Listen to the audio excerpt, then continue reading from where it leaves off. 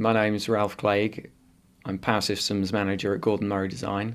Gordon Murray Design is a new design company. We're an IP company.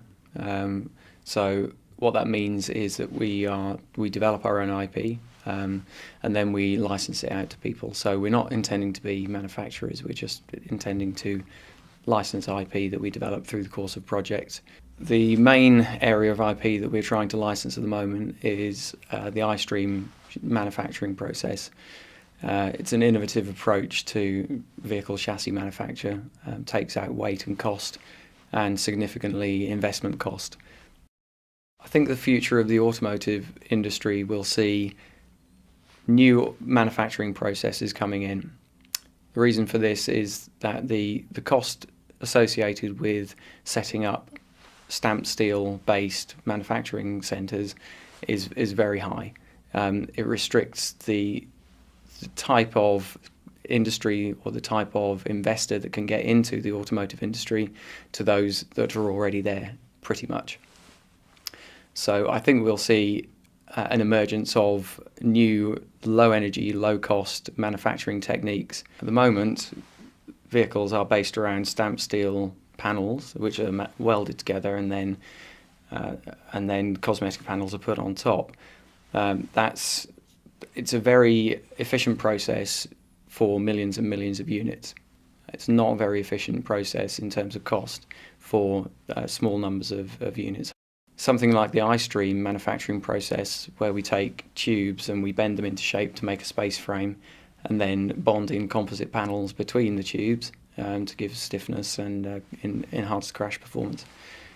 That's a much more cost-effective way to build a chassis. There are a number of advantages apart from the cost and the lower investment. So with the iStream process, it's actually easier to make changes to the chassis because you are just working with bent tubes and composite panels, and the finish on the composite panels doesn't have to be great, so we don't need very high quality tooling. So it's cheap to make new parts should we need variation on a chassis. The innovation in manufacturing high volume composites is really going to be in cycle times and dimensional integrity or dimensional stability. So we're getting a bit more of a handle on dimensional stability at the moment, and cycle times are coming down. We're working with a Japanese company at the moment who have part cycle times of less than a minute, and that's essential for high volume, high throughput manufacturing processes. What we have to prove now is whether it can pass crash tests, whether it has the durability to go the distance, and we've already made inroads into that with Altair for the stiffness analysis, and we've done comparisons with conventional vehicles.